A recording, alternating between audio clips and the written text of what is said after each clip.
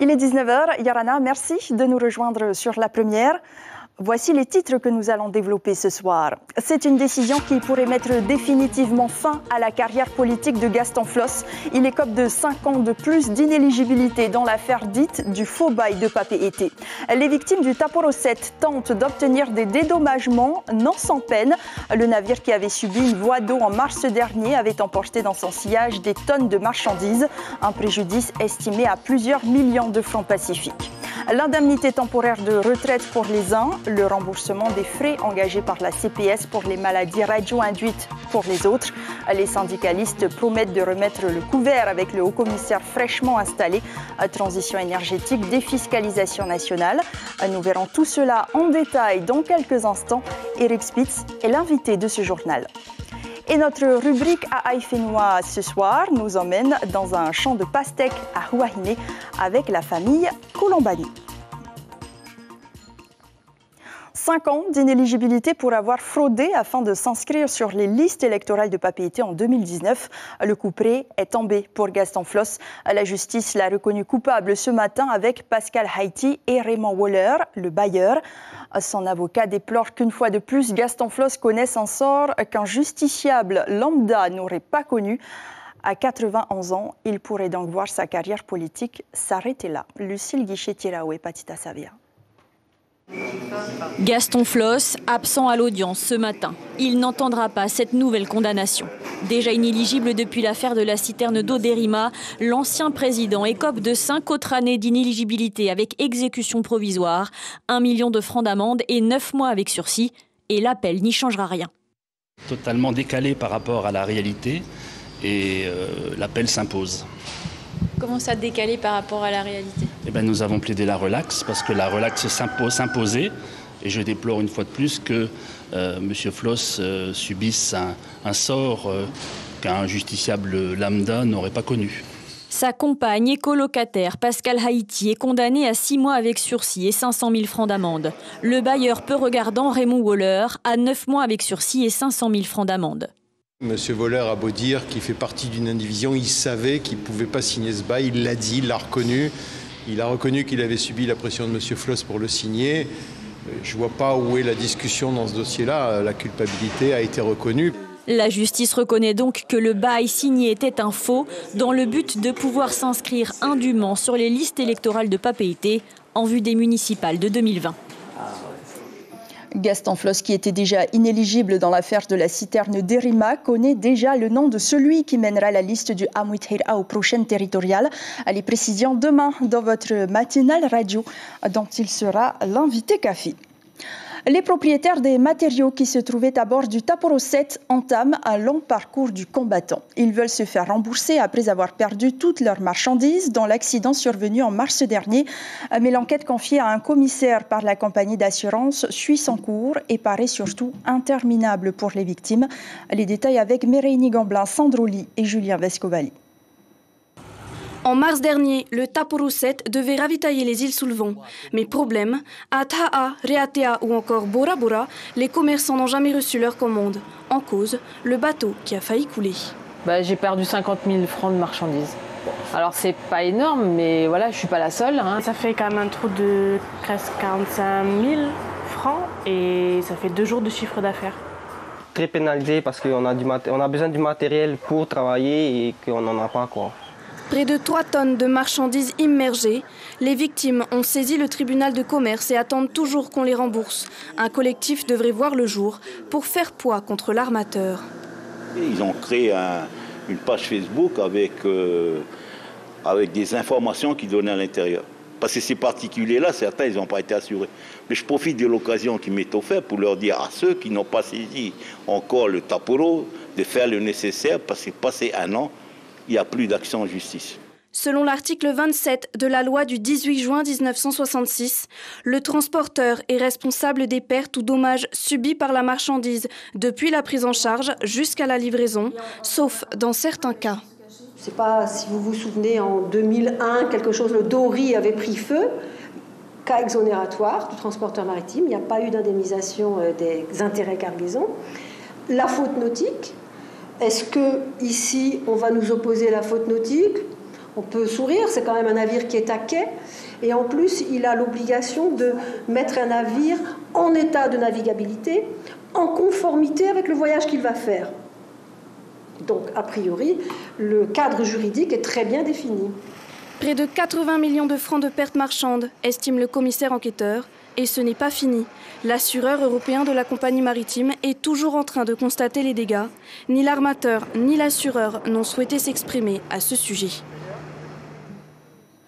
L'entrée en fonction d'un haut-commissaire est toujours synonyme de rappel des demandes en cours. L'indemnité temporaire de retraite supprimée pour les fonctionnaires d'État, la défiscalisation pour les chefs d'entreprise ou encore le remboursement des frais engagés par la CPS pour les victimes du nucléaire, pour les syndicats. On fait un point sur les dossiers sur lesquels Eric Spitz est attendu avec Natacha Silagi et Hubert Liao. Apprendra-t-il le tahitien comme Jean Haribo? Aura-t-il la poigne d'Anne Bocquet, le sens de la communication de Richard Didier, la rigueur de Lionel Beffre? Ou sera-t-il l'homme de la crise comme Dominique Saurin? Ce que veulent d'abord les fonctionnaires d'État, qui le crient depuis 2008, c'est que le nouveau haut-commissaire signe un accord final à la compensation de la fin de l'ITR, la fameuse indemnisation temporaire de retraite supprimée en 2008 et qui disparaîtra totalement en 2028. Autre point crucial, dénoncer la proposition de loi de la sénatrice Lana Tetuanui qui veut supprimer la prime d'installation des expatriés. Ce qui me choque, c'est qu'on cible un personnel qui vient servir la Polynésie, qui va alimenter l'économie et que cette loi, au contraire, elle doit être améliorée. CFDT Atiaïmoa rejoint les fonctionnaires sur ce point, mais insiste surtout sur le remboursement des frais engagés par la CPS pour soigner les victimes du nucléaire reconnues par le CIVEN. 91 demandeurs ont été déclarés victimes l'an dernier et 2 milliards de francs ont été versés pour les indemniser. L'État, comme s'y est engagé le président de la République, rembourse la CPS des frais engagés sur les dossiers qui ont été validés par le CIVEN. Et ce, dans des délais qui restent raisonnables. Du côté des entreprises, c'est le maintien de la défiscalisation après 2025 qui inquiète. Une lettre vient justement d'être rédigée dans ce sens. Elle est signée par les acteurs économiques et s'adresse au gouvernement et aux commissaires. Des chefs d'entreprise qui rappellent l'urgence. 2025, c'est demain. Compte tenu que les projets, ils mettent en général 3 à 5 ans, il faut qu'on ait de la visibilité dès aujourd'hui. C'est pour ça qu'on demande 10 ans de plus, mais on demande 10 ans de plus sur, comme je l'ai dit, des secteurs élargis, c'est-à-dire y réintégrer une partie de la transition énergétique. Les 7 milliards du fonds Macron dédiés à la transition énergétique des entreprises pour diminuer l'émission de gaz à effet de serre seront-ils partagés avec les communes? Les patrons disent fermement non aux représentants de l'État. Et on en parle tout de suite avec notre invité, le haut-commissaire de la République en Polynésie, Eric Spitz. Yorana. Yorana. Merci d'avoir accepté notre invitation ce soir. Alors, vous l'avez déclaré hier, il y aura de l'argent pour tout le monde. Les 7 milliards de francs pacifiques du fonds d'investissement dédié aux énergies renouvelables de la Polynésie. Les communes veulent une partie de ce budget. Mais on l'a entendu, les entreprises aussi en ont besoin pour réduire les gaz à effet de serre. Est-ce que vous allez diviser le budget par deux ? Alors non, nous n'allons pas diviser le budget par deux. Je rappelle déjà là où on en est dans la procédure. Le gouvernement de Polynésie française a transmis son plan pluriannuel d'énergie qui va être validé par le gouvernement, je pense, dans les prochains jours. Et après, nous pourrons mettre en place ce fonds. Les différents arbitrages ne sont pas rendus. On a souvent une habitude de se battre pour disposer de tel ou tel fonds. Moi, je dis déjà, dépensons l'argent. On verra ensuite en interministériel s'il ne profite qu'aux entreprises ou si les communes peuvent en bénéficier d'une partie. Mais faisons les choses étape après étape.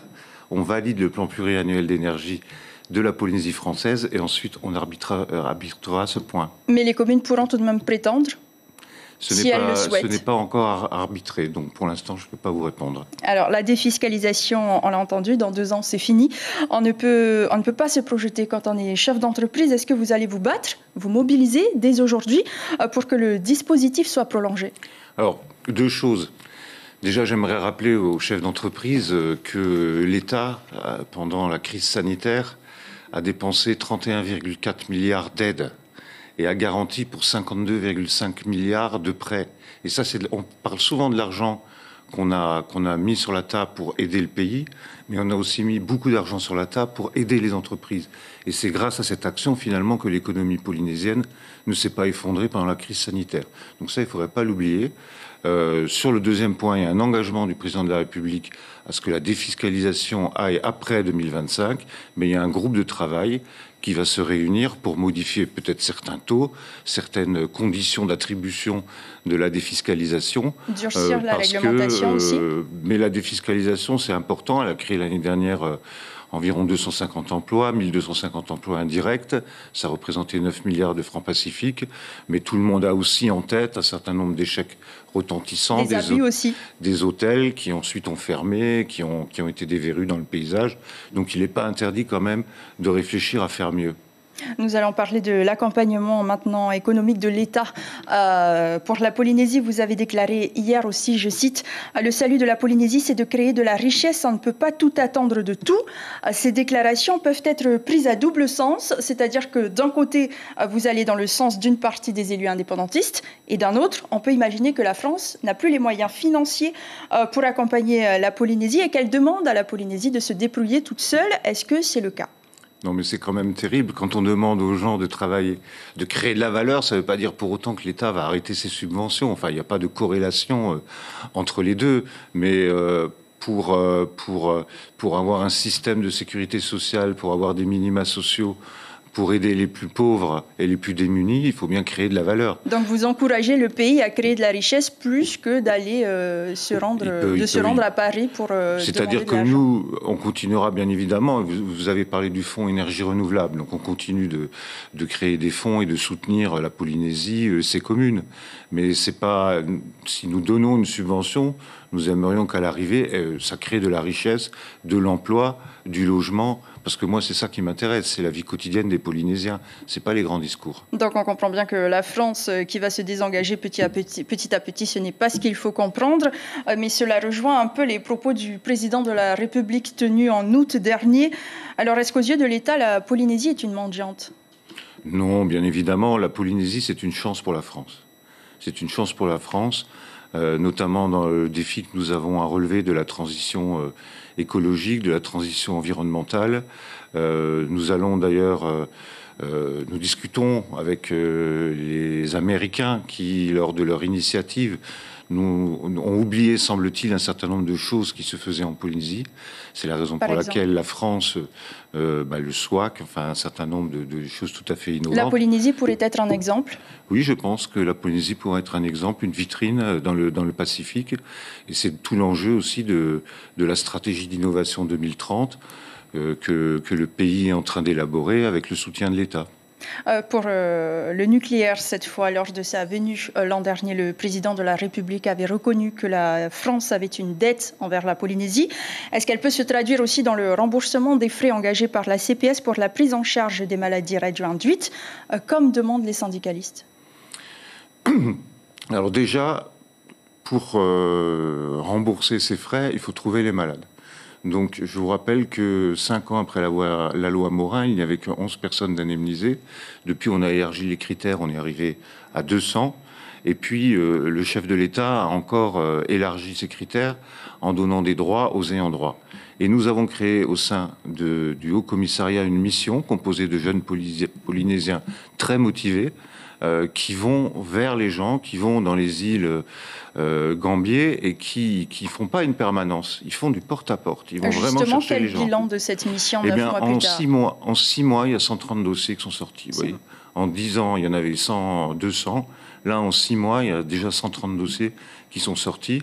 Et le président du CIVIN passera d'ici la fin de l'année et on fera un bilan, mais c'est très positif. Mais les syndicalistes demandent justement de rembourser la prise en charge sur les dossiers validés par le CIVEN. Oui. Est-ce que cela pourrait être envisageable ? Tout à fait, tout à fait. Jusqu'à présent, d'ailleurs, le CIVEN le faisait, jusqu'à une décision du Conseil d'État qui l'a interdit.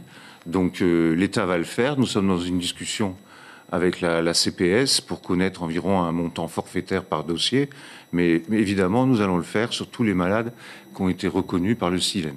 pour terminer sur ce sujet, si l'État dit poursuivre ses efforts en matière d'indemnisation des victimes, l'association 193, elle, continue de militer pour qu'une étude sur les contaminations intergénérationnelles soit menée. Est-ce une demande que vous pourrez soutenir ou cela paraît un peu tiré par les cheveux? Je ne sais pas, je découvre la demande. Je sais qu'il y a... il y a un livre, vous savez, on a laissé l'accès aux archives secrètes. Il y a 80 000 documents. Les documents ont été déclassés. Voilà, et il y a un livre qui va sortir dans les prochaines semaines, qui va être présenté en Polynésie, qui va donner le résultat de ces archives secrètes. Et il y aura des choses, je pense qu'on met tout sur la table. Le président de la République a parlé de dette, j'ai relu son discours, il a aussi parlé de part d'ombre.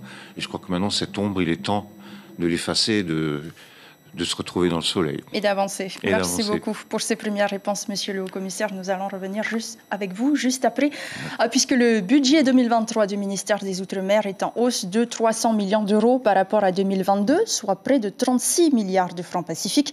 Cela représente une enveloppe totale de plus de 286 milliards de francs pacifiques de crédits budgétaires, avec notamment une hausse des crédits pour le service militaire adapté, selon le ministère. Le point avec nos confrères d'Outre-mer, la première. Un budget gonflé pour l'année 2023. Le ministère des Outre-mer va disposer d'une enveloppe de 2,9 milliards d'euros. C'est 300 millions de plus qu'en 2022. Il s'agit là de nouveaux crédits que le ministère pourra utiliser l'année prochaine, mais cela ne représente qu'une partie des dépenses totales de l'État en Outre-mer qui s'élèveront à 21,7 milliards d'euros, soit 500 millions supplémentaires. Objectif affiché par le gouvernement avec ce budget en hausse, mener une politique volontaire et ambitieuse pour les Outre-mer. Dans le détail, 3,5 millions d'euros seront consacrés au ramassage des algues sargasses en Guadeloupe, en Martinique, à Saint-Martin et Saint-Barthélemy. 10 millions d'euros viendront soutenir le syndicat mixte de l'eau et de l'assainissement en Guadeloupe. La collectivité territoriale de Guyane va bénéficier d'une enveloppe exceptionnelle de 40 millions d'euros pour venir renflouer ses caisses. Enfin, le budget du SMA, le service militaire adapté, va augmenter de 30 millions d'euros.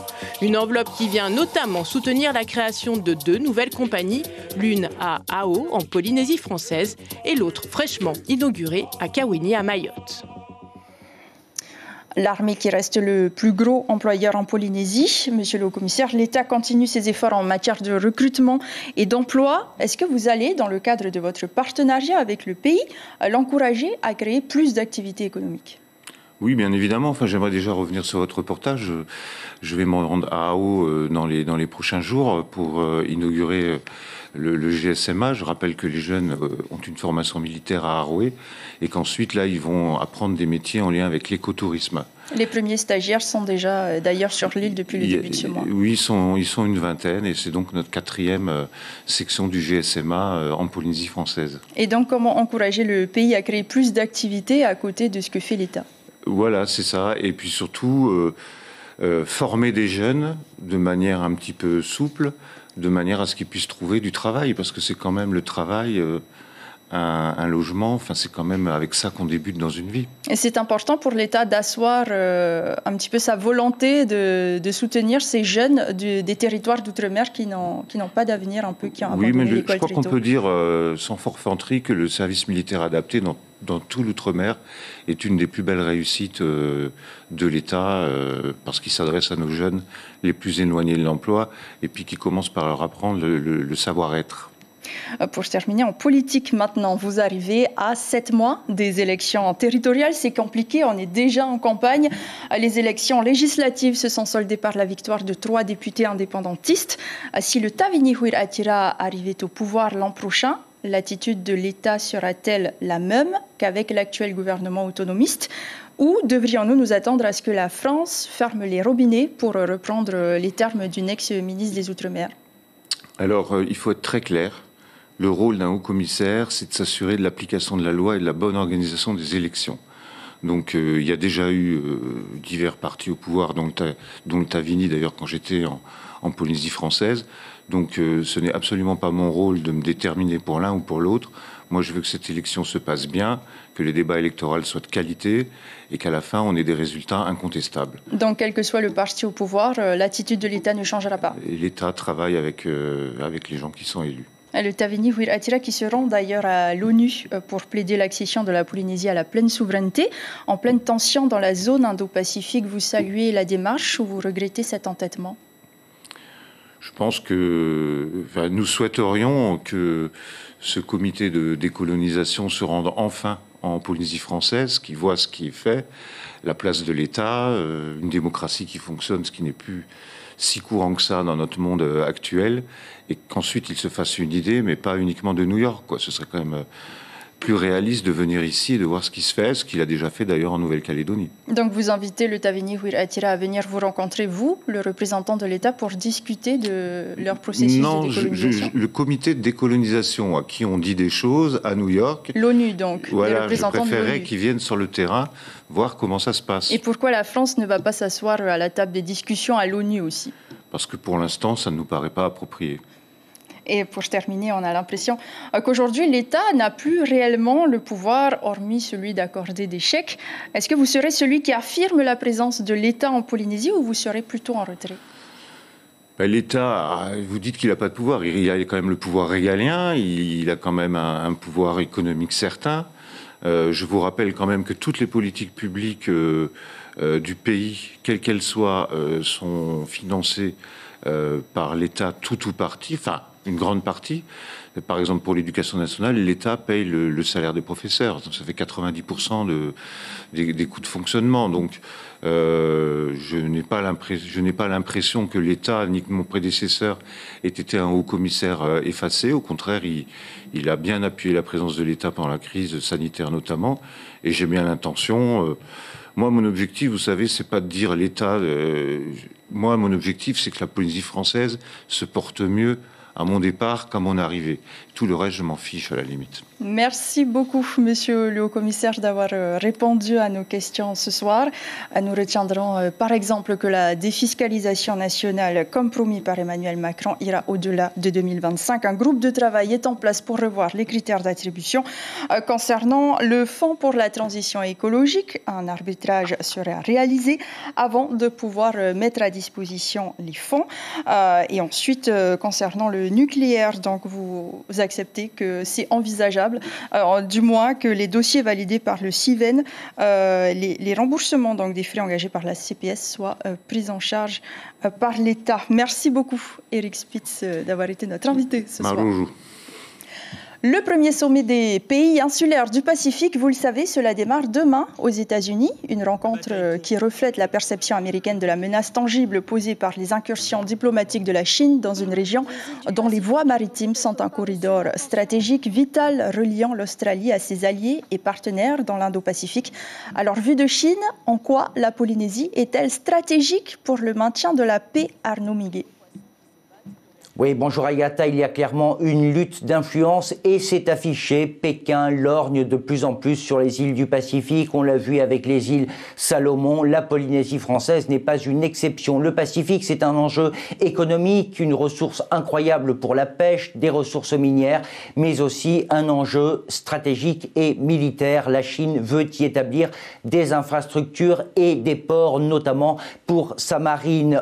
En Polynésie française, la Chine use de son influence avec les instituts Confucius, par exemple, bras armés du soft power chinois et avec des investissements importants dans des hôtels, des fermes aquacoles ou encore avec des jumelages. Beaucoup d'États du Pacifique craignent de se retrouver au centre de cette compétition désormais entre l'Occident, États-Unis, France, Australie, Grande-Bretagne et cet expansionnisme chinois, d'où l'importance de ce forum à Washington précisément pour contrer cet expansionnisme chinois. Merci beaucoup Arnaud Miguet pour ce point depuis la Chine, rappelant tout de même que le bilan des États-Unis en matière de lutte contre le changement climatique a entravé ses ouvertures diplomatiques dans les îles du Pacifique. En 2020, l'administration Trump avait adopté une politique de déni du changement climatique et avait retiré les États-Unis de l'accord de Paris sur le climat. Dans l'actualité sociale, ce préavis de grève qui risque de perturber l'aéroport et les aérodromes de Polynésie, la Fédération de rassemblement des agents de Polynésie, la FRAP, a déposé 4 préavis et une douzaine de services du pays seraient mobilisés comme la Direction de l'aviation civile, la DG2E, la DGAE, le service de l'informatique de la Polynésie ou encore les pompiers de l'aéroport. Dans ce service stratégique, justement, les agents promettent une mobilisation importante. Le syndicat dénonce le non-respect du protocole d'accord signé en 2017. Gérard Barf nous donne plus de détails au micro de Sandrouli. En 3 gros points. Le protocole d'accord, depuis le 19 mai 2017, plus de 6 ans que ce n'est pas encore appliqué. On a eu X réunions, X débats, rien du tout. On fait noyer le poisson. Le deuxième point, c'est qu'il y a des risques psychosociaux chez nous. Beaucoup sont en arrêt maladie, même grave. Beaucoup démissionnent et demandent la mutation dans un autre service. Après, le troisième point, on veut savoir où va cette taxe aéroportuaire, comment c'est géré, et on demande l'audit officiel, que le pays fasse un audit sur les dépenses de la taxe aéroportuaire. Le préavis de grève prendra effet le 30 septembre. Les syndicalistes qui annoncent que des négociations devraient avoir lieu demain avec le gouvernement. Cet hommage à présent à un ancien collègue décédé aujourd'hui. Meha Houri, dit Amé, est décédé à 81 ans, pionnier de la radiodiffusion en Polynésie, ancien journaliste, rédacteur en chef adjoint du temps de RFO et académicien. Amé Houri était un fervent défenseur des langues polynésiennes qui a formé des générations de journalistes. Voici son parcours dans ce portrait croisé réalisé par la Itemauri Tomater Iteporwarei. Dans l'intimité de son conseil des langues polynésiennes, l'Académie tahitienne a dû faire face à cette autre disparition dans une même année d'un membre de l'institution dont il est l'un des fondateurs depuis 1974. Amé Houri est décédé à l'âge de 82 ans, un ardent défenseur des mots en voie d'effacement. Je me souviens d'un mot, Rao, qui me dit Pirito Arapo et Popro. Bon, il a dit voilà un mot qu'on n'utilise pas beaucoup et puis qu'on devrait utiliser. Bon, c'est un des multiples mots qu'il a pu prononcer. Pas simplement de ressortir des choses qui existent déjà. D'essayer soit d'aller vraiment fouiller chez les vieux, ce qu'il y a chez les vieux, on vient de donner un mot tout à l'heure là. Ça serait bien qu'on retourne encore faire ressortir encore le passé. C'est son apparition à la télé dans les années 70 qui l'a rendu célèbre. C'est lui qui a découvert Eugène Rouet, Tomater Iteporwarei et Roni Potoru, formant ainsi l'équipe bilingue avec Étienne Rapoto de RFO dans les années 80. Il sera le premier Polynésien rédacteur en chef adjoint de l'histoire de la station. Malgré tout, on va le dire, Flora, la vie continue. La vie continue. Et en fait, d'abord, je crois que c'est comme en religion. Travailler ici, c'est comme en religion. Travailler en religion, c'est s'y donner entièrement tout son temps, toute son âme dans le travail de l'académie. Instituteur de formation, fier de ses origines Paumotu, l'un des aspects de sa personnalité, la moins connue, c'était sa passion pour le sport et la musique. Il était saxophoniste à ses heures. C'était peut-être ce qui l'a amené à diriger le bureau artistique de RFO. Il avait reçu la médaille de Tahiti Nui. Dit Amé Houri, nous faisons chevalier dans l'ordre de Tahiti Nui. Sa présence massive et son sourire nous manqueront. Une veillée publique aura lieu demain soir à Minshu et l'inhumation se tiendra jeudi à 11h au cimetière de l'Uranie. Enfin, escale à Huahine chez les Colombani, la culture de pastèque est une histoire de génération ou comment allier travail et plaisir en famille. À démonstration avec Punuatoti et Gilles Tautou.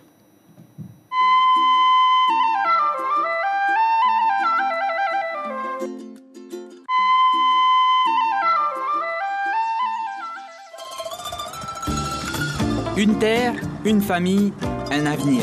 C'est la devise de la famille Colombani. Chaque matin, c'est le même rituel. Avec ses 3 filles et ses 2 garçons, Mweho doit arroser son champ de pastèque qu'il cultive depuis plus de 3 ans. Une véritable fierté pour ce père de famille, originaire de Huahine.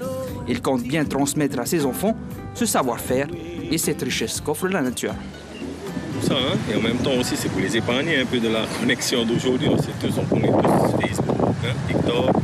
Donc aujourd'hui, les résultats, elles aiment travailler avec quelque chose de vivant.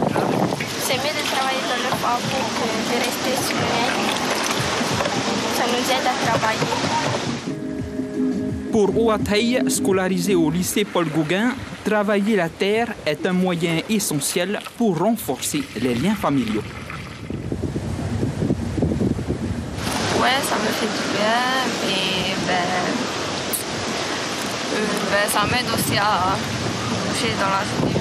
On travaille en famille. Comme ça, la famille. Ça fait du bien de travailler en famille. Hey, enfants, Mike, Oti, Tini. Il aura fallu plus de 2 heures pour enfin pouvoir lâcher son arrosoir. Les filles connaissent le programme. Après l'école et le travail, place au réconfort. Pendant la période d'école, c'est on dit une demi-heure à 45 minutes tôt le matin. Hein? Et après l'école, c'est pratiquement toute la fin d'après-midi. On se donne 2 à 3 heures de travail intense. Et puis après, ils ont la journée libre. Chez les Colombani, le bonheur se résume au travail fourni et au temps passé avec la famille. En attendant, Mouehou devrait exporter ses pastèques sur la capitale, mais il faudra encore attendre 2 mois pour la récolte et enfin pouvoir manger ces fameuses pastèques made in Wahine. C'est la fin de ce journal. Nous retiendrons cette information pour ce 27 septembre. Gaston Floss remplit pour 5 ans d'inéligibilité. Le tribunal correctionnel l'a reconnu coupable pour faux et usage de faux. Il lui était en effet reproché d'avoir fourni un faux bail de location pour pouvoir s'inscrire sur les listes électorales de Papeete. À cette peine s'ajoutent 9 mois de prison avec sursis probatoire de 2 ans et 1 million de francs d'amende. Son avocat a indiqué qu'il fera appel de la décision. La tension est à son comble et plus aucune erreur n'est permise dans votre émission Ahura Mai. La finale, c'est tout de suite après cette édition d'information. Voici un extrait de ce que vous pourrez découvrir. Sa maman demeure jusqu'au bout l'un de ses meilleurs atouts.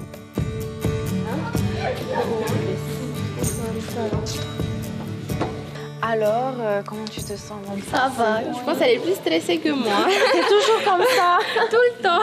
Je pousse vraiment les gens à essayer ce concours.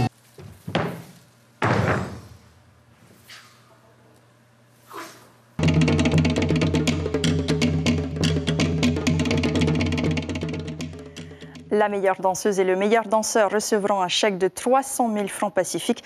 L'émission sera suivie des aventures des Miss d'Outre-mer dans votre magazine. Les Miss n'ont peur de rien.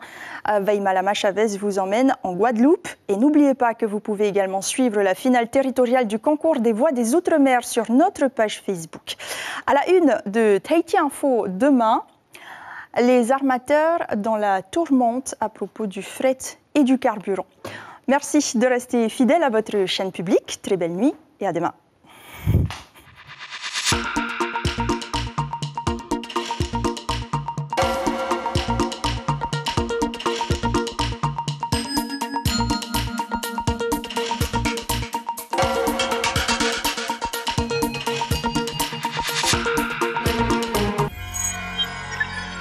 Retrouvez ce programme en replay sur notre site internet.